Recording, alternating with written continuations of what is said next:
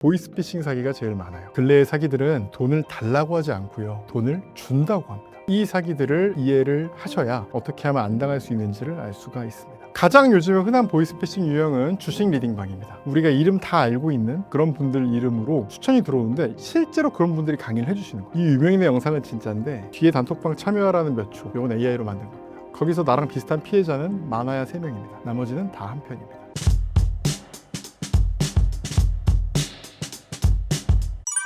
최근 대통령이 직접 약탈 금융이라는 표현까지 쓰면서 강하게 비판했습니다. 대통령이 이렇게까지 경로한 이유는 무엇이고 어떤 상황이 있었던 건가요? 배드뱅크라는 게 있습니다. 배드뱅크가 뭐냐면 추심 가능성이 굉장히 적은 채권들을 좀 싼 가격에 매입을 해서 이거를 뭐 탕감을 하거나 소각해 주기도 하고, 아니면 예를 들어 100만 원짜리 채권을 갚을 가능성이 별로 없어서 제가 뭐 10,000원에 사고 이런 경우들이 많거든요. 100분의 1 가격으로 10,000원에 샀으면 이 사람한테 그럼 당신 5만 원만 갚으세요 라고 하는 식으로 이런 추심이 어려운 채권들을 모아서 관리하는 배드뱅크라는 업무가 있어요. 그리고 우리나라에서 언제 빚이 많이 생겼는지 생각해 보면 90년대 후반 IMF 때, 그리고 2000년대 초반 카드 대란 때 굉장히 빚이 많이 생겼거든요. 그래서 당시에 2003년 4년에 설립됐던 배드뱅크가 있습니다. 그래서 이 배드뱅크에서 그 채권들을 관리를 했던 거죠. 그런데 실제로는 어떤 식으로 이 배드뱅크가 운영이 됐냐면, 그 채권을 소각하거나 없애주는 게 아니고, 혹은 굉장히 많이 탕감해주는 그런 상태로 벌어진 게 아니고, 오히려 소송을 걸어서 그 채권을 만들어 놓고 소멸시효가 지날 때쯤에 다시 소송을 걸고, 그래서 만들어진 지 20년 된 채권인데 고율의 이자까지 매기면서 끝없이 추심을 하고 있었던 거예요. 근데 원래 배드뱅크라는 건 그런 게 아니거든요.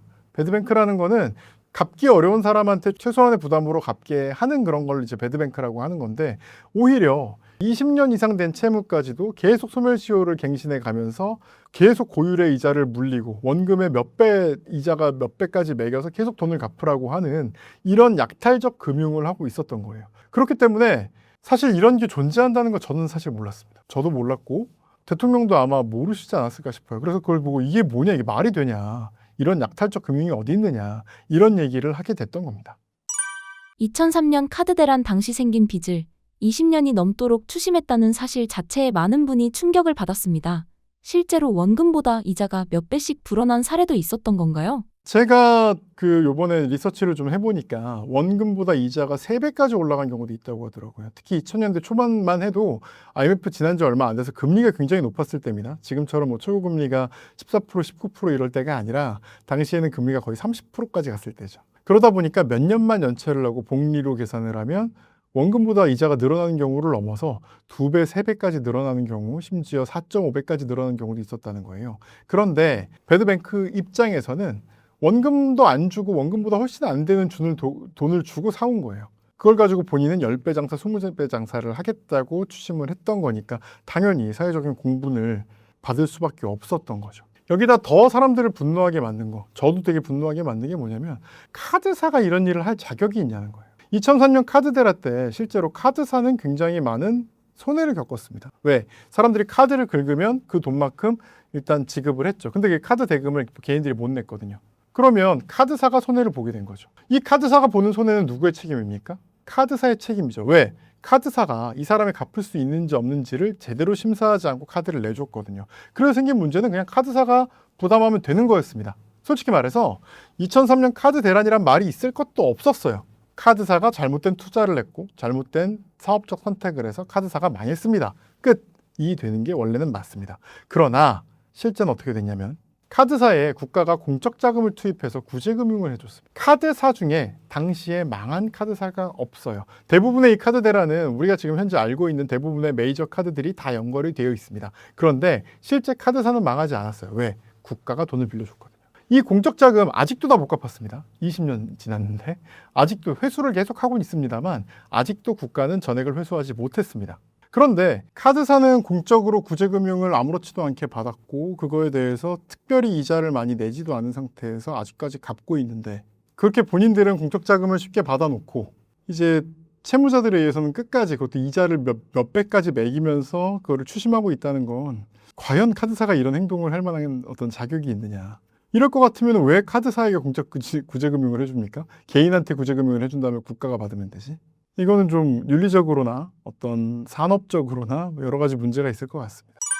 일부에서는 빚은 본인이 쓴 돈인데 끝까지 갚는 게 맞는 것 아니냐는 의견도 있습니다. 반대로 변호사님은 장기 연체 채권을 정리해야 한다고 말씀하시는데 그 이유는 무엇입니까? 일단 10년을 사람이 못 갚았어요. 그동안에 여러 가지 일을 했을 겁니다. 추심 전화도 많이 했을 거고요. 대부분 이런 경우는 추심 업체에 또 이제 팔아가지고 추심 업체에서 추심을 한 경우들이 있을 겁니다. 그런데 10년간 받지 못했다는 얘기는 앞으로도 못 받는다는 얘기입니다. 이 사람을 괴롭히기만 하는 거예요.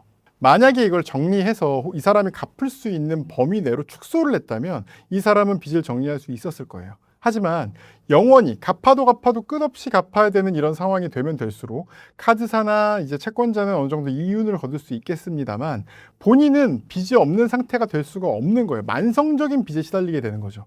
이러면 제대로 된 경제 생활을 하는 게 거의 불가능해집니다. 그래서 장기 연체 채권은 연체를 할 만한 이유가 있었던 거예요. 혹시 연체를 해보신 분들, 이 영상 보시는 분들 중에도 많이 있을 겁니다. 그런데 연체를 한다는 건 정말 쉬운 일이 아닙니다. 빚을 못 갚으면 어떤 일이 발생하냐면 일단 매일 전화가 옵니다. 그러니까 우리가 아는 불법적인 방식으로 막 가가지고 사람 막 이렇게 협박하고 막 무슨 어디 가고 이런 것들은 요즘에는 많이 이루어지지 않아요. 물론 있습니다만 많이 이루어지지 않는데 그 제일 큰 이유는 그게 불법이기 때문도 그렇지만 그거 자체가 비용이 많이 들어요. 사람이 나가는 것 자체가 비용이잖아요. 이 비용을 들이느니 그냥 전화를 매일 하는 게 오히려 추심률이 더 높거나 비슷하다. 그런데 비용은 적게 든다. 이게 이제 2000년대 초반에 그 일본계 금융회사들이 갖고 온 선진적 금융기법이라고 합니다. 그래서 현재 추심을 할 때 어떻게 하냐면 매일 전화합니다. 그런데 보통 채권자가 하나가 아니죠. 뭐 보통은 아무리 적어도 3, 4개. 보통은 뭐 5개에서 10개 이렇게 되죠. 매일 전화 10통을 받아야 됩니다. 그러니까 내가 이렇게 사무직 직원인데 매일 전화가 10통이 오는 거예요. 그럼 죄송합니다. 예, 갚을게요. 이렇게 얘기를 하면 일을 못하죠. 주변 사람들 신경 써서 일 못합니다. 자영업자는 할 수 있을지 모르겠어요. 그런데 내가 회사에서 일하기는 건 거의 불가능해집니다. 거의 다 노이로제에 걸려요. 매일같이 전화가 오니까. 전화가 아무리 젠틀하고 뭐 착하게 얘기를 한다고 해도 이런 전화를 매일 10통씩 받으면 사람은 미쳐버립니다. 도저히 일을 할 수가 없습니다. 이런에도 불구하고 이걸 다 겪으면서도 10년을 못 갚았다. 이거는 못 받는 채권으로 생각을 하고 정리를 해줘야 되고요. 또 소멸시효라는 게 있잖아요. 우리가 민법상 소멸시효가 있어요. 10년간. 권리 위에 잠자는 자는 보호받지 아니한다. 이래서 이제 10년이 지난 채권에 대해서는 소멸시효가 적용이 되는데 문제는 이런 게 있습니다. 10년이 지났습니다. 그런데 10년 지나기 전에 소송을 또 걸면 얼마든지 20년, 30년, 40년, 100년도 얼마든지 이제 연장이 가능한 거죠. 연장이 가능하다고는 하지만 원뜻을 생각해야 된다는 거예요. 원뜻은 권리 위에 잠자는 자는 보호하지 않는 것도 있지만 10년 동안 행사할 수 없었던 채권의 경우에 앞으로는 행사할 수 있는 가능성이 거의 없는 거 아니겠느냐. 이럴 때는 정리가 필요하다는 법적 정신이 밑에, 법적 철학이 밑에 들어있는 겁니다. 근데 그럼에도 불구하고 못 갚는 상황이 명백함에도 계속 이제 시효 연장을 해가면서 계속 갚는다고 하는 것 자체가 굉장히 사회적인 낭비고 채무자를 사회에서 제대로 경제활동을 못하게 만드는 덫 같은 거라고 저는 생각을 합니다. 그래서 설령 본인이 진 빚이고 본인이 쓴 돈이라고 하더라도 정말 못 갚는 사람의 경우에는 탕감해 주는 것이 국가를 위해서 더 좋은 일이다 라고 저는 생각합니다. 잠깐! 20년 차 토지 전문가가 알려주는 토지 경매 노하우가 있대요. 싼 값에 좋은 토지 찾는 법부터 농지 연금 준비법까지 토지로 월세 받는 수익 공시 강의를 무료로 들을 수 있습니다. 고정 댓글을 확인하세요. 이번 사태를 계기로 20년 넘은 장기 연체 채권들이 대거 정리될 가능성이 거론되고 있습니다. 실제로 빚 때문에 인생이 멈춰있던 사람들에게 어떤 변화가 생길 수 있을까요? 지금 실제로 세도약기금이라 그래서 좀 연체 기간이 길고 액수가 작은 채권 같은 경우에는 정부가 좀 저렴하게 매입을 해서 소각해 주는 일들도 하고 있습니다. 다만 이제 뭐 정부에 이제 돈이 얼마가 있느냐, 예산이 얼마나 잡혀 있느냐 이런 것들이 중요하겠죠. 그런데 그거와 별개로도 앞으로 어쨌든 이 정부에서 생기는 돈들을 이런 빚을 없애주는 일에 굉장히 많이 투입을 하려고 해요. 그러면 빚이 없어지면 삶이 달라집니다. 저는 회생파산을 하면서 굉장히 많이 겪었던 일인데 이제 마지막에 주문을 읽거든요. 파산 같은 경우에 나오는데 주문, 채무자를 면책한다. 이렇게 하면 그때부터 그냥 그 말이 판사님 입에서 그게 말이 뱉어지는 순간 빚이 없어지는 거예요. 그러면 거의 다 울어요. 거의 다 울고 그 자리에서 새로운 삶을 시작한다고 생각합니다. 그러니까 사람이 되게 웃긴 게 빚이 없어지는 순간 새로운 삶이 시작됩니다. 그러니까 만성적으로 빚이 있고 내가 어떻게 해도 다 갚을 수 없는 이런 상황에서 사람은 제대로 일할 수도 없고 경제활동을 하는 게 불가능하지만 이제부터 버는 건 내 돈이 된다. 내가 뭐라도 할 수 있다라는 희망이 생기면 자본주의 사회에서 인간이 새로 태어나는 거나 다름없습니다. 그래서 저는 국가가 이런 식으로 장기 연체 채권을 정리해 주는 거는 일단 좋은 일이라고 생각하고요. 두 번째 근데 꼭 얘기하고 싶은 건 회생파산 제도를 활성화하는 방향이 더 좋을 수도 있습니다. 왜냐하면 장기 연체 채권을 일반적으로 정리하다 보면 아무래도 아까 말씀드린 것 같은 불합리가 발생할 수도 있어요. 정말 20년을 필리핀으로 도망다니면서 자기는 호의호식하면서 안 갚는 사람도 있을 수가 있는 거거든요. 그런데 정부가 그런 거 하나하나를 구체적으로 심사하는 것도 쉬운 일이 아니고, 심사를 하면 또 무슨 기준으로 누군 해주고 누군 안 해주고 항상 문제가 될 수가 있습니다. 이런 경우에 문제를 안 만들기 위해서 존재하는 게 현재 회생과 파산 제도입니다. 법원이 구체적으로 이 사람 빚을 왜 졌고 어떻게 썼고 이런 것들을 심사해서 탕감해 주는 일을 하게 되거든요. 그래서 저는 개인적으로 회생 파산 제도를 더 활성화하는 방향으로 나가게 하는 게 맞다고 생각을 합니다. 다만 회생 파산 제도가 지금 활성화되지 못하는 이유가 있거든요. 뭐냐면 개인이 돈이 없어서 회생을 하려고 하는데, 이 회생을 하려면 변호사 비용이 사실상 필수적으로 필요한 이게 사실 현실적인 문제가 지금 되고 있는 거예요. 그래서 저는 거기다가 이런 상황 때문에 변호사들이 사채를 껴서 빌려주고 그 부분은 이제 탕감되는 채권에 안 넣는 꼼수를 피운다거나, 뭐 카드 한도가 남아있는 동안 다 긁고 페이백을 해준다거나, 심지어는 사채 그 대부업체에서 변호사 사무실을 운영한다든가 이런 일들이 좀 많이 발생을 하고 있습니다. 그렇다 그래서 또 이제 무슨 국선 변호사를 쓰거나 뭐 법률구조공단이 막 너무 넓게 해주거나 이러면 국민의 세금을 빚 안 갚는 일에 투자하는 게 되는 건 사실 별로 안 좋은 거죠. 그래서 저는 개인적으로 말씀드리는 건 국가가 먼저 변호사 비용을 일부 좀 적게 뭐 바우처 형식으로 뭐 150만 원이든 200만 원이든 먼저 지급을 해주고, 이 바우처를 국가가 이 회생 과정에서 우선 변제 채권으로, 세금처럼 우선 변제 채권으로 해서 먼저 받아가게 되면 국가 예산은 얼마 정도 들긴 하겠으나 90% 이상의 확률로 다 이제 회수 가능하고, 그러니까 국민의 세금도 많이 안 들어가면서 개인들도 회생파산 제도를 좀 더 적극적으로 이용할 수 있게 되지 않을까 생각해서 그런 정책 제안들도 제가 책에 녹여 두었습니다. 그래서 어쨌든 빚을 없애는 건 새롭게 시작하는 일이고 새로운 생명을 얻게 되는 일과 다름없습니다. 꼭 반드시 빚 때문에 고민하시는 분들은 이거 어떻게든 갚으려고 너무 노력하는 것만 능사가 아니다 아시고 빚을 없앨 수 있는 방법들을 좀 고려하시면 좋겠습니다. 이런 얘기들 어떻게 하면 좀 더 좋은 정책 제안도 있지만, 개인이 회생이나 파산을 신청할 때 어떤 식으로 하는 게 좋고 어떤 사무실을 고르는 게 좋은지, 고려해야 될 것이 무엇인지, 이런 것들도 제가 부록으로 책 뒤에 가이드북 같은 것들을 넣어놨거든요. 아주 자세한 내용은 아닙니다만 여러분이 충분히 보고 이해하실 수 있는 내용이니까 가이드북 형식 보시면 회생 파산하실 때 정말 몇백만 원 이상 아끼실 수 있어요. 책값 2만 원 쓰시면 100만 원 이상 아끼실 수 있으니까 꼭 한번 보시길 추천드립니다. 많은 분이 2030의 빚 문제를 단순히 코인 주식 투자 실패 정도로 생각하는데요. 실제 상담을 해보면 가장 많이 보이는 유형은 무엇입니까? 실제 가장 많은 건 사기입니다. 사기를 당한 경우예요. 이거는 5060도 마찬가지고 2030도 마찬가지입니다. 전 세대가 사기 때문에 회생 파산을 하시게 되는 경우가 제일 많습니다. 특히 요즘엔 보이스피싱 사기가 제일 많아요. 보이스피싱 사기라고 하더라도 옛날에 말하는 그런 보이스피싱 사기가 아니에요. 옛날에는 흔히 금감원 같은 데서 구분할 때 보이스피싱 하면 두 가지입니다. 지인사칭형과 기관사칭형이 있습니다. 이렇게 구분했어요. 그러니까 지인사칭형은 엄마 나 뭐 잡혀갔어 얼마 줘 라고 하는 거고, 기관사칭형은 나 무슨 검사인데 네 계좌가 어디 연루됐어 이거 풀려면 뭐 보증금 얼마 내, 이 두 가지 유형으로 구분을 했어요.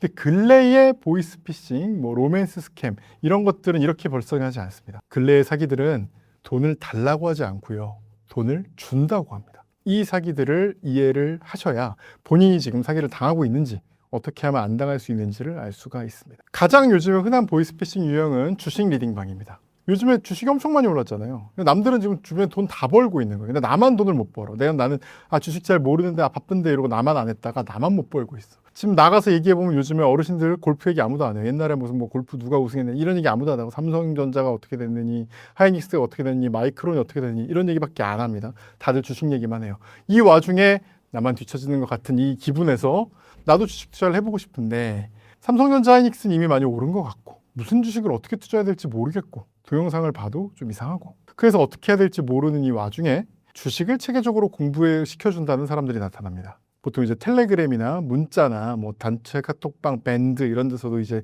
제안이 오고요. 유튜브 같은 데도 있어요. 나는 무슨 주식에 어떻게 투자해서 돈을 얼마 벌었습니다. 막 이렇게 드러내는 계정들이 있고, 특히 유명인들도 많이 합니다. 뭐 홍춘욱 박사님이라든가 우리가 이름 다 알고 있는 이 신사임당 채널에 출연하시는 그런 분들 이름으로 추천이 들어오는데, 실제로 그런 분들이 강의를 해주시는 거예요. 실제로 그런 분들이 자, 주식은 이렇게 하면 됩니다. 주식의 개념을 이렇게 아셔야 됩니다. 라고 쭉 얘기를 해요. 그래 놓고 마지막에 이런 얘기를 해요. 자, 여러분, 주식을 정말 열심히 공부할 사람들을 위해서 단톡방을 운영하고 있습니다. 모두 들어와 주세요. 이렇게 얘기를 해요. 그래서 나도 그럼 여기서 정말 체계적으로 배울 수 있겠구나 라고 생각을 해서 신청을 해서 단톡방에 들어갑니다. 가면 막 200명, 300명씩 있어요. 거기서 매일 이제 어떤 거를 해라, 어떤 게 유망하다, 막 이런 이제 주식을 추천을 해주고, 그러면 그걸 따라서 누가 사면 사서 뭐 몇 %를 벌었어요, 막 이런 인증들이 막 이루어집니다. 저도 이런 단톡방에 최소 10번 이상은 들어가 본 것 같아요. 어쨌든 그런 식의 막 이제 내용들이 이제 진행이 돼요. 그리고 막 출석 같은 것도 하라 그래요. 매일매일 출석을 하라고 하는데, 한 달 정도 이렇게 하다 보면 내가 진짜 주식도 좀 잘 알게 된 것 같고, 이 사람들이 추천해 주는 거 투자해보니까 돈도 꽤 벌었죠. 너무 좋다라고 생각을 하는데, 이런 얘기를 합니다. 주식을 진짜 벌려면 세력을 형성해야 됩니다. 따라만 가서는 안 됩니다. 우리가 만들어 가야 됩니다. 저는 외국에 어떤 걸 했고, 우리 기관은 국내에 어떤 기관과 손을 잡아서 세력을 만들기로 했습니다. 여기에 참여하고 싶으신 분들은 참여를 할 수 있게 해드리겠습니다. 그런데 아무나 할 수는 없고, 한 달 동안 26일 이상 출석하신 성실한 분들에 대해서만 하실 수 있게 해드립니다. 근데 내가 보니까 내가 26일 한 거였다. 너무 좋잖아. 그래서 세력에 들어가면 한 구자당 2억이라는 거예요. 그래서 2억을 넣습니다. 그리고 그러면 어떤 사이트를 줘요. 사이트를 주고 본인의 아이디 비번을 주고, 현재 지금 네가 낸 2억의 평가액이 얼마인지가 나와요. 막 올라갑니다. 이렇게 올라가다 하면 팍팍 튑니다. 2억이 3억 되고 4억 됩니다. 실제 내 돈 2억을 넣고. 그리고 내가 여기 들어가려고 하면 막 사람들이 막 저한테 막 개인 채시 막 와요. 저 25일밖에 못 해갖고 못했는데 선생님한테 한번 말씀드려 주실 수 있나요? 막 이런 문자가 막 옵니다. 그럼 내가 믿을 수밖에 없고, 약간 선택받은 느낌이잖아요. 그래서 2억을 이게 막 올라가지만 4억이 됐습니다. 4억이 되면 그때 또 얘기합니다. 자, 우리는 성공적으로 4억까지 만들었습니다. 재투자를 하실 분, 이번에는 트리플입니다. 우리는 3배로 벌 수 있습니다. 이번에 지금 2억이 4억 됐잖아요. 2억을 더 넣으시면 우리가 트리플로 해서 더 가봅시다. 이래가지고 계속 이제 또 유도를 합니다. 그리고 마지막에 그럼 내가 한 12억 이렇게 된 거예요. 그럼 이걸 찾으려고 합니다. 그러면 뭐라고 하냐면, 넣으신 돈이 4억인데 버신 돈이 12억이라 돈을 찾으시려면 양도소득세가 있어요. 양도소득세는 33%입니다. 그래서 8억, 지금 1억 찾으시려고 하면 3,300을 먼저 내셔야 돼요. 이렇게 얘기를 해서, 그러면 내가 1억을 찾는데 3,300 정도 넣을 수 있잖아요. 3,300을 넣습니다. 내가 5억을 찾으려고 그러면 33%, 1억 5천, 1억 6천을 내라고 합니다. 그럼 또 돈을 근데 왜 안 들어와요? 왜 안 들어와? 그러니까 또 뭐 어디서 외국환 관리법에 걸려서 뭐가 막혔다, 무슨 뭐 금감원에서 우리를 해서 뭐가 보증금 필요한, 이런 식으로 돈을 또 추가로 넣게 합니다. 그런데 처음부터 사실을 말씀드리면, 처음에 유명인의 영상이라 그랬잖아요. 이 유명인의 영상은 진짜인데 뒤에 단톡방 참여하라는 몇 초, 이건 AI로 만든 겁니다. 방에 200명 있었다 그랬잖아요. 거기서 나랑 비슷한 피해자는 많아야 3명입니다. 나머지는 다 한 편입니다. 왜 26일 이상 출석한 사람들에 대해서만 세력에 참여할 수 있다고 했을까요? 내가 26일을 나가기 때문이에요. 내가 만약에 30일 중에 23일만 출석했으면 23일 이상에 대해서 그 기회를 줬을 거예요. 나를 믿게 만드는, 나를 속이는 방법이었을 뿐이에요. 내가 넣은 2억은요, 그냥 얘들이 가져간 돈이고, 이 사이트에 올라갔던 숫자는 다 가짜입니다. 양도소득세 당연히 낼 필요 없는 거고, 계속 나에게 돈을 뜯어낸 겁니다. 이렇게 돼서 거의 10억을 잃게 됩니다. 실제 있었던 일이에요. 이렇게 10억을 잃으신 분이 이제 뭘 고민하세요? 변호사를 찾아야 되겠다고 생각하죠. 그럼 귀신같이 변호사 광고가 뜹니다. 우리는 화이트 해커와 연결되어 있고 무슨 뭐 해가지고 우리는 어떻게 해서 찾아드립니다. 실제로 낸 돈에서 더 찾을 수도 있습니다. 형사 합의금을 더 받아서 더 찾을 수도 있습니다. 100% 찾아드립니다. 착수금이 1,000만 원입니다. 이렇게 해서 1,000만 원을 받아가는데 거의 절반 이상의 확률로 가짜 변호사입니다. 변호사 자체가 사칭이에요. 사이트가 다 가짜입니다. 법무법인 사이트라고 돼 있는데 가짜입니다. 그리고 나머지는 진짜 변호사긴 한데 거짓말을 하거나 무책임하게 장담하는 사람입니다. 더 놀라운 거, 아까 앞에 말했던 그 가짜 변호사 사무실은 원래 나를 꼬드겼던 그 주식 그 사기꾼들과 같은 사람일 확률이 높습니다. 자, 변호사를 선임을 한다고 했는데 아무것도 진행이 안 되고 돈을 날렸다는 게 그것도 거짓말이라는 걸 깨닫게 됩니다. 그럼 깨닫게 되면 그 다음은 어떻게 갈까요? 뭐가 필요할까요? 이 사람한테는 경찰에 신고했겠죠? 그런데 뭐가 필요할까요? 당장 돈이 너무 없습니다. 먹고 살 돈이 없습니다. 그래서 대출을 알아봅니다. 이때 귀신같이 또 대출 광고가 뜨죠. 그러면서 뭐라고 하냐면 거래 내역이 너무 부족해서 대출이 안 나오게 됩니다. 우리한테 아이디, 비번, 패턴 알려주시면 우리가 거래 기록 만들어 드릴 테니까 그 다음에 대출이 나올 거예요 라고 얘기해요. 그리고 이틀 뒤에 문자를 받습니다. 당신의 계좌는 정지됐습니다. 그리고 내가 그때 부랴부랴 이제 은행에 가서 열어보면 어떤 일이 됐냐. 내가 아이디, 비번, 패턴을 준 사이에 내 계좌를 돈 세탁 계좌로 이용했습니다. 그래서 나는 졸지에 피의자가 돼서 경찰 조사를 받아야 되는데 말 한마디 잘못하면 바로 전과가 생깁니다. 이렇게 되면 난 돈도 없고 이 형사사건 걸린 변호사 선임비도 필요하고 돈도 없고 당장 먹고 살 것도 없고 죽겠어요. 이럴 때 찾는 게 뭘까요? 일자리를 찾아요. 부업을 찾습니다. 부업을 찾으면 친절하게 나에게 부업을 인도해주는 사람이 있습니다. 그 사람이 인도해주는 부업은 여성의 경우에는 거의 99% 성매매입니다. 성매매 알선. 남성의 경우는 던지기라든가 이 보이스피싱에 들어가는 뭐 현금 전달책 같은 불법 행위를 하면서 돈을 준다고 하는 경우가 많고 이걸 넘어서 캄보디아까지 보내는 경우들이 있습니다. 가장 놀라운 건 첫 번째부터 마지막까지가 한 조직인 경우도 많습니다. 실제 한 조직에서 이 모든 거를 다 운영을 하는 경우들이 있어요. 이런 사기 유형은 매우 다양합니다. 지금은 처음부터 2억을 달라고 한 유형이었어요. 그런데 훨씬 더 많은 사기는 처음에는 100만 원, 200만 원을 다 받아갑니다. 또 하나 예를 들어드리면 다이어트 약 사기가 있었어요. 미국에서 막 인스타그램에서 광고가 뜬 거예요. 다이어트 약이 지금 미국에서 엄청나게 뭐 위고비보다 더 인기가 많은데 새로 이제 들어옵니다. 그런데 모델을 구합니다. 모델료를 응모를 하셔서 비포 애프터 사진이랑 모델 사진을 올려주시면 1등에게는 1억 원을 드립니다. 돈을 줍니다. 그럼 약이 와요. 약이 오는데 뭐 라벨도 이상해. 근데 이건 아직 우리나라 정식 출시가 안 된 거니까 먹으면서 나는 모델도 해야 되니까 살을 빼려고 하는데 살이 빡 빠지는 거예요. 실제로 잘 빠져. 그래서 비포 애프터 사진을 올리니까 1등에 당첨되셨습니다. 미국 유명 기업이 한국에 진출할 때 대표 모델이 되셨으니까 모델료로 1억을 드리겠습니다. 1억을 인출하려고 하면 뭐라고 하냐? 1억을 받으시려면 세금을 내셔야 됩니다. 세금을 먼저 미국 계좌를 만드셔야 되니까 500만 원 내세요. 계좌를 만든다고 500만 원을 줍니다. 그러면 세금을 얼마를 내셔야 돼서 뭐 보증금을 얼마를 내셔야 돼서 이러면서 막 해가지고 6천, 7천을 받아갑니다. 속았다고 어느 순간 깨닫게 되죠. 깨닫게 됐던 그 무렵에 전화가 와요. 어떻게 전화가 오냐면 여기 인천지검입니다. 마약 구매하셔서 드셨죠. 다 기록이 됐습니다. 언제까지 출두하세요라고 전화가. 이 순간 이 전화를 받는 순간 깨달은 거예요. 나한테 이상한 약병이 왔죠. 먹으니까 살이 빠졌어요. 이게 마약이었구나. 이걸 깨닫게 됩니다. 그러면 저 정말 몰랐어요. 다이어트 약인 줄 알았어요. 원래 마약한 사람들 다 그렇게 얘기해요. 정말 전 진짜 몰랐는데 저 사기당한 건데 방법 없을까요?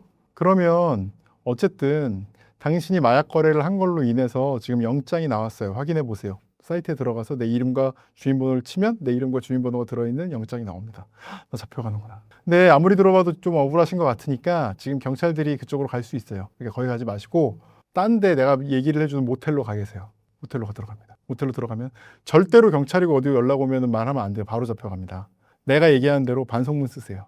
그리고 지금 갖고 있는 돈 어떻게 마련해서 어디 계좌로 옮겨 놓으세요. 그래야 당신이 마약 거래를 하지 않았다는 증거가 됩니다.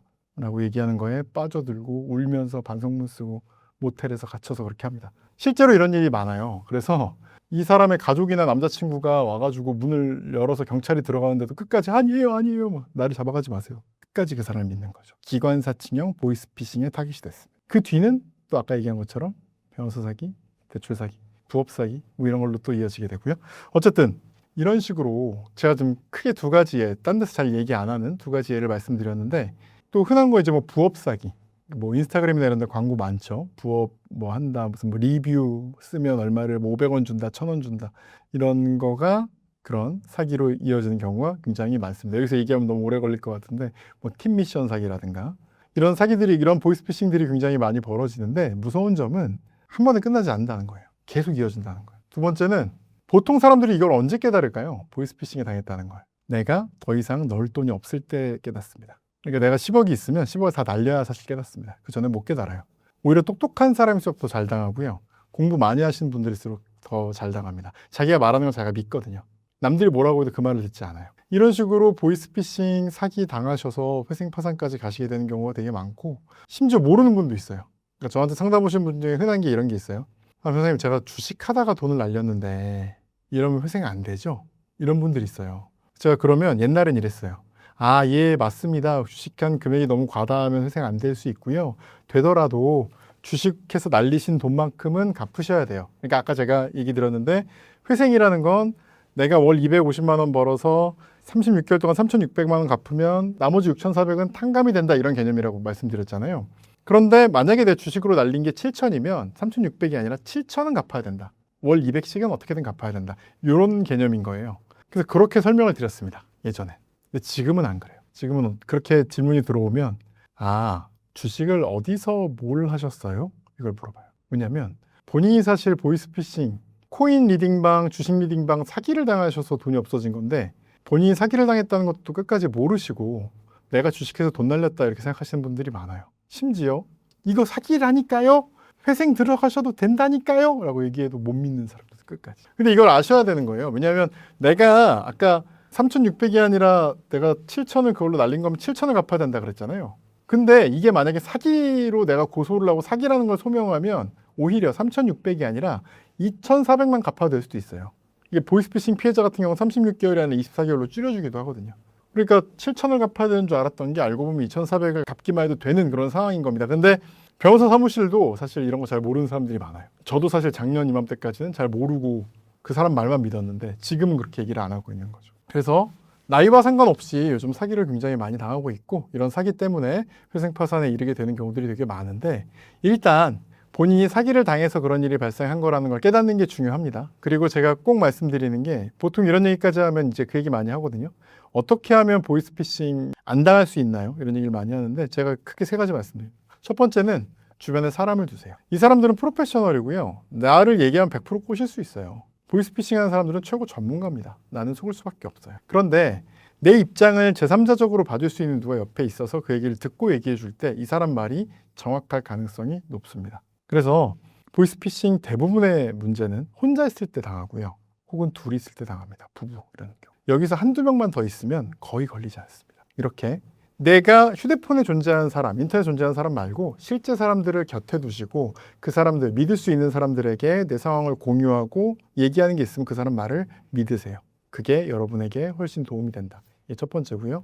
두 번째는 자책하지 말란 말씀드립니다. 이 사람들은 전문가이기 때문에 나는 당할 수밖에 없어요. 근데 내가 자책하는 마음이 생기면 아닐 거야 라고 믿어서 2차 피해, 3차 피해로 계속 나가게 됩니다. 이미 내가 잘못했어 돈을 날렸을 때 아닐 거야 라고 생각하지 말고 날렸구나 이제부터는 당하지 말아야지라고 냉정하게 생각할 수 있어야 되는데 냉정하게 생각하려면 자책이라는 감정이 있으면 안 됩니다. 이 최고 전문가들의 사기에는 여러분 당할 수밖에 없어요.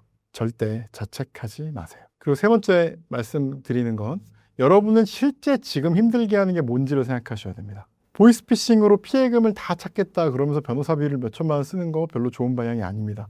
저도 보이스피싱 전문 변호사고 솔직히 우리나라에서 보이스피싱 상담 제일 많이 했을 수도 있어요. 근데 저는 그런 거짓말 안 해요. 형사 합의금으로 더 받을 수 있다. 그럴 수도 있으나 그럴 가능성은 되게 낮고 보통 10% 20%만 찾아도 잘 찾는 거다 라고 얘기 드리잖아요. 그럼 그분은 저 선임 안 하고 더 많이 받을 수 있다는 그분은 선임합니다. 솔직히 그걸 겪으면 제가 어떤 생각이 드냐면 네가 그런 성격이니까 당한 것 같아 라고 얘기하는 그런 마음도 들어요. 솔직히. 그러니까 지금 돈을 찾는 건 중요한 일이고 찾을 수 있을 수도 있습니다. 그런데 더 중요한 건 만약에 여러분이 돈 빌려가지고 사기를 당했다면 이 빚을 없애는 회생파산을 고려하시는 게 되게 중요할 수 있어요. 그래서 형사 고소도 하고요. 이걸 토대로 유리한 조건의 회생파산도 하시고 그리고 천천히 민사소송도 고려를 하시고 그다음 은행 상대 소송도 고려하시는 게 가장 보이스피싱 해결에 좋은 방법입니다. 은행 상대 소송만 조금 얘기하고 마치겠습니다. 비슷하게 캄보디아에서 이런 범죄 조직이 대한민국을 상대로는 굉장히 범죄가 많이 됐는데 일본을 상대로는 상대적으로 범죄가 적었어요. 그 이유는 일본은 디지털 전환이 되게 늦어서 그래서 그런 거예요. 일본 직장인 연차 사유 1위가 질병이고 2위가 은행 일입니다. 은행 일을 하려면 연차를 쓰는 거예요. 그게 우리는 비웃을 일이죠. 사실 비웃을 일이지만 덕분에 보이스피싱 피해는 되게 적었습니다. 은행은 이메일 주고받는 그런 곳이 아니에요. 이 사람이 제대로 된 의사를 가지고 송금을 요청하는 것인지 제대로 된 의사를 가지고 제대로 된 사용처 때문에 대출을 하는 것인지 그리고 받는 계좌는 의심할 만한 계좌인지 아닌지 이런 걸 판단하고 이런 부분에 대해서 보안 비용을 투자해서 적발할 의무가 있는 곳입니다. 그런데 우리나라 은행은 책임지지 않아요. 미국의 JP 모건 체이스 같은 큰 은행이죠. 이 은행에 비해 우리나라의 굉장히 보안 비용을 많이 낸다는 은행도 거의 100분의 1도 보안 비용을 쓰지 않습니다. 그건 뭐 워낙 100배 차이 나서 그런 거 아니야? 라고 하실 수 있는데 실제로 순이익 대비 보안 비용 투자를 비교를 해봐도 JP모건 체이스가 우리나라 은행들의 한 30배에서 40배 정도를 쓰고 있어요. 보안 비용을. 근데 사실 보안은 크면 클수록 더 좋을 거 아니에요. 그러니까 그렇게 순이익 대비로 비교해서도 안 되는 건데 순이익 대비로 해도 우리는 20분의 1, 30분의 1밖에 안 쓰고 있다는 겁니다. 우리나라가 보안 비용을 그렇게 안 쓰고 있는 제일 큰 이유는 우리나라 은행은 그런 이체나 잘못된 이체, 보이스피싱 이런 데 책임을 안 지기 때문입니다. 저는 은행이 마땅히 책임져야 한다고 생각하고요. 은행 상대로 소송도 하고 있습니다. 제가 최근에는 해킹을 당해서 돈이 이렇게 넘어간 건이 있거든요. 그거는 내가 승인하지 않았는데 이 휴대폰이 해킹을 당해서 돈이 넘어간 거죠. 근데 저는 이 경우는 내가 승인하지 않았잖아요. 그러므로 승인하지 않았는데 은행이 무단으로 이체를 한 거죠. 은행이 본인의 의사를 제대로 확인 못한 거죠. 이 경우에는 은행이 100% 책임져야 한다고 생각하고요. 그래서 우리은행을 상대로 오늘 소장 제출했습니다. 이런 건들은 현재 지금 제대로 된 판례들이 없는데 저는 판례가 만들어질 거라고 생각을 하고 이런 경우에는 은행 책임도 물을 수 있을 거라고 생각합니다. 다만 보이스피싱을 지금 당장 당하신 분들은 이런 은행 상대 소송은 당장 급한 건 아니고 1년, 2년 뒤에 하셔도 됩니다. 은행이 도망가진 않으니까요. 은행이 장사를 잘못해도 정부에서 공적 자금으로 살려줄 테니까요. 이거는 천천히 고민하시되 현재는 먼저 고소하시고 여러분을 힘들게 하는 빚 문제를 없애시는 거. 이 두 가지를 먼저 말씀드리고 싶습니다. 제 책 청년 파산에서 이런 얘기들 다 담아놨습니다. 제가 지금 했던 얘기 중에 책에 없는 내용들은 하나도 없습니다. 그리고 좀 더 구체적으로 보이스피싱이 어떻게 이루어지고 어떻게 사람의 인생을 파괴하는지 그리고 은행은 왜 책임져야 되고 어떻게 책임져야 하는지 보이스피싱을 줄이는 방법, 보이스피싱을 어떻게 하면 안 당할 수 있는지에 대해서도 굉장히 얘기를 많이 써놨으니까 책 꼭 한번 봐주시면 감사하겠고요. 어쨌든 중요한 건 책 사는 것보다도 여러분이 이 일을 통해 여러분의 인생이 조금이라도 나아졌으면 좋겠습니다. 그리고 그렇게 될 거라고 꼭 확신을 합니다. 여러분 신사임당 채널 보시는 분들은 물론 이제 교육 대단히 똑똑하셔서 이런 사기 피해 거의 안 당하실 거라고 믿습니다만 그럼에도 조금 이상한 게 있는 경우 주변에 이상한 게 있는 경우에는 꼭 영상 추천해 주시고 책 추천해 주셔서 피해 당하지 말고 여러분이 빚 때문에 인생을 포기하거나 힘들어하지 않았으면 좋겠습니다. 저도 최선을 다하겠습니다. 감사합니다.